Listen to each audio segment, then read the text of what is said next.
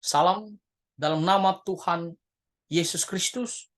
Saudara-saudara, mengapa Tuhan Yesus mau datang ke dalam dunia? Apa yang dilakukan Tuhan Yesus kepada kita orang-orang berdosa? Dan mengapa kita harus ikut Tuhan Yesus, terima Dia sebagai juru selamat hidup kita satu-satunya?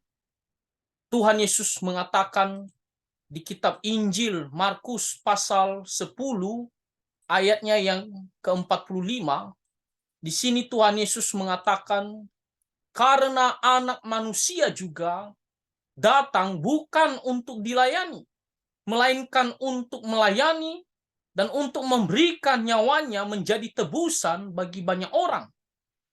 Kedatangan Tuhan Yesus yang pertama sekali, yaitu 2000 tahun yang lalu kurang lebih, yaitu untuk melayani, bukan untuk dilayani. Melayani artinya di situ kita melihat bagaimana Tuhan Yesus memposisikan dirinya seperti seorang hamba. Dan Tuhan Yesus melakukannya bagaimana dia datang ke dalam dunia ini, merendahkan dirinya menjadi seorang manusia. Dan dia berada di tengah-tengah manusia, bagaimana dia membimbing orang, mengajar orang di dalam kebenaran firman Tuhan. Kita manusia berdosa tidak bisa mengenal Tuhan Allah yang benar. Kita tidak bisa mengetahui apa kehendak Tuhan. Bahkan kita tidak bisa mengetahui siapakah Tuhan Allah yang sesungguhnya. Kita cenderung hanya mengikuti pengetahuan kita, pikiran kita yang sudah dicemari oleh dosa. Kita hanya mengikuti keinginan kita yang berdosa ini. Saudara-saudara, Tuhan Yesus, bagaimana dia datang, dia mencari kita, dia mengajar kita di dalam kebenarannya, dia menuntun kita sesuai dengan jalan Tuhan Allah kita, Sang Pencipta kita. Di sini kita melihat bagaimana Tuhan Yesus memposisikan dirinya, yaitu untuk datang melayani. Dia mengajar kita di dalam kebenaran firman Tuhan. Dan kita tidak hanya sampai di situ, melihat bagaimana Tuhan Yesus juga ketika orang-orang membutuhkan pertolongan, dia datang menolong mereka, menyembuhkan mereka, berbelas kasihan kepada mereka. Tuhan Yesus datang memberikan mereka kelegaan atas penderitaan-penderitaan yang mereka alami. Kita bisa membaca semuanya itu di kitab Injil. Bagaimana Tuhan Yesus melakukan penyembuhan, menolong banyak orang untuk memberikan mereka suatu kelegaan. Dan tidak hanya melayani, Tuhan Yesus mengatakan di sini, dia datang juga untuk memberikan nyawanya menjadi tebusan bagi banyak orang. Mungkin ada orang banyak di luar sana bertanya, mengapa Tuhan Yesus dia mati di atas kayu salib? Katanya dia adalah juru selamat. Katanya dia adalah Tuhan. Tetapi kenapa dia mati bahkan digantung di atas kayu salib? Lihat perkataan Tuhan Yesus baik-baik. Apa kata Tuhan Yesus? Dia memberikan nyawanya menjadi tebusan bagi banyak orang. Jadi Tuhan Yesus, dia menderita, dia dianiaya, bahkan mati, memang adalah suatu kehendak daripada Tuhan Yesus. Menyerahkan dirinya untuk mati di atas kayu salib. Bukan karena Tuhan Yesus lemah, bukan karena Tuhan Yesus tidak bisa berbuat apa-apa. Tuhan Yesus dengan penuh kuasa, dia adalah Allah yang maha kuasa. Tetapi kita melihat bagaimana dia menyerahkan dirinya tanpa membantah dengan melawan, tidak ada. Tetapi dia menyerahkan dirinya untuk mati di atas kayu salib. Kenapa dia mau mati di atas kayu salib? Di sini dikatakan untuk menjadi tebusan bagi banyak orang. Saudara-saudara, kita semua adalah orang-orang berdosa. Orang-orang yang bersalah, yang jahat di hadapan Tuhan. Tuhan itu suci, Tuhan itu kudus. dan dia begitu benci terhadap dosa. Maka itu berarti kita semua orang-orang berdosa harus menanggung dosa-dosa kita. Bagaikan kita orang tua, ketika anak kita berbuat salah, kita tidak hanya marahin dia, kita juga berikan dia sanksi, ganjaran bahwa dia salah, dia layak untuk dihukum. Nah, saudara-saudara, Tuhan Allah begitu suci. Dia akan menghukum kita. Dia akan memberikan kita ganjaran setimpal terhadap dosa-dosa kita. Firman Tuhan mengatakan upah dosa ialah maut. Setiap manusia adalah orang berdosa. Dan setiap orang berdosa harus tanggung hukumannya. Itulah kenapa kita takut yang namanya kematian. Kita takut menghadap Tuhan. Kenapa? Karena kita tahu kita akan dihakimi oleh Tuhan dan kita akan masuk kepada penghukuman yang kekal. Tetapi kita melihat Tuhan Allah begitu mengasihi kita. Dia tidak hanya menciptakan kita, tapi dia juga datang untuk menyelamatkan kita. Bahkan di sini dikatakan memberikan nyawanya untuk menjadi tebusan bagi kita orang-orang berdosa. Harus ada yang dihukum, harus ada yang menjadi korban.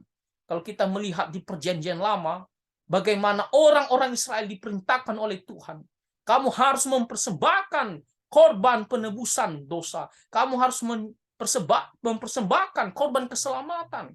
Kamu harus mempersembahkan penghapusan dosa. Ketika mereka bersalah, mereka harus bawa korban. Supaya apa? Supaya korban itu dari anak domba menjadi pengganti untuk dihukum atas kesalahan mereka. Supaya mereka tidak menanggung kesalahan mereka, tapi domba itu yang menggantikan mereka. Jadi ada sistem penebusan. Nah, tetapi domba-domba yang dipersembahkan di Perjanjian Lama itulah hanyalah sementara. Itu adalah bayangan akan datang domba yang sesungguhnya. Yohanes Pembaptis mengatakan Tuhan Yesus ini adalah anak domba Allah yang disediakan Allah, bukan disediakan manusia. Disediakan Allah untuk menghapus dosa manusia. Nah, saudara-saudara, Tuhan Yesus, dia memberikan nyawanya untuk menjadi tebusan bagi kita. Tuhan Yesus menanggung semua hukuman kita, ditimpakan segala kejahatan kita, hukuman kepadanya, demi supaya kita bisa lolos, supaya kita terhindar daripada penghukuman Tuhan. Bagaikan domba yang harus disembelih supaya orang itu tidak dihukum oleh Tuhan. Demikian juga Tuhan Yesus, anak domba yang sesungguhnya, yang sekali dipersembahkan untuk menghapus dosa kita secara kekal. Tuhan Yesus dipersembahkan, memberikan dirinya untuk mati di atas kayu salib dan tercurah darahnya supaya kita bisa terhindar dari penghukuman yang kekal. Saudara-saudara, Tuhan Yesus begitu mengasihi kita, makanya dia memberikan nyawanya sebagai tebusan bagi kita orang-orang berdosa. Kalau kita menerimanya, kita mengatakan Tuhan Yesus, saya mau percaya kepada Engkau. Engkaulah juru selamat saya. Tuhan Yesus selamatkan saya. Maka dosa kita sudah ditanggung oleh Tuhan Yesus. Sudah mati di atas kayu salib. Dan kita diampuni karena Tuhan Yesus Kristus.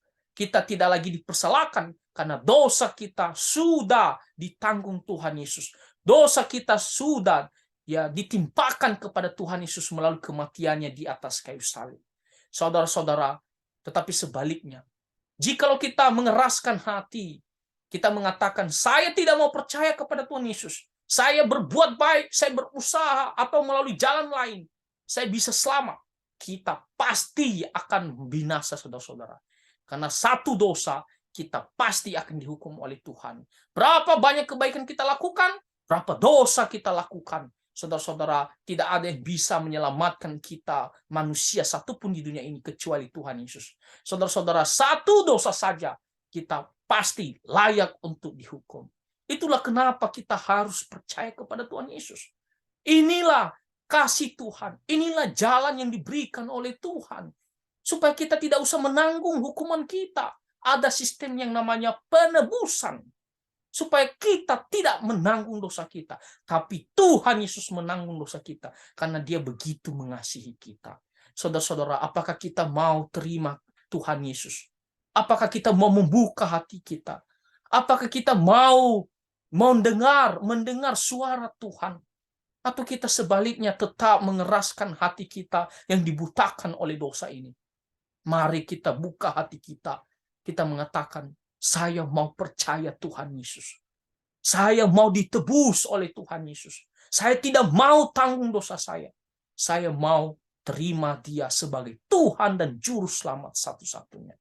Dan ketika nantinya kita akhirnya memutuskan percaya kepada Tuhan Yesus, kita akan memiliki damai sejahtera. Kenapa?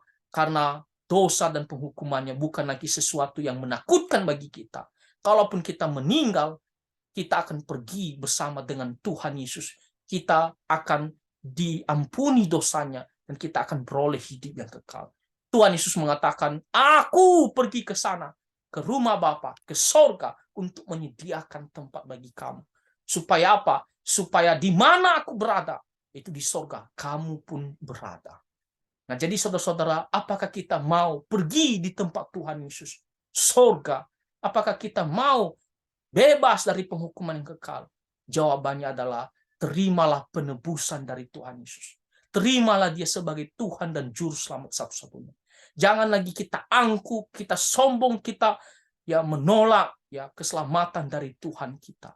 Mari kita merendahkan diri. Kita mengatakan, Tuhan Yesus, saya adalah orang berdosa dan saya mau terima Engkau sebagai Tuhan dan Juru Selamat hidup saya satu-satunya. Saudara-saudara, datanglah kepada Tuhan Yesus. Tuhan Yesus memanggil kita. Mari datanglah supaya dosamu diampuni. Supaya kita beroleh hidup yang kekal. Jadi percayalah kepada Tuhan Yesus Kristus. Maka kamu akan diampuni dan beroleh hidup yang kekal. Nah, Tuhan Yesus Kristus kiranya memberkati kita. Amin.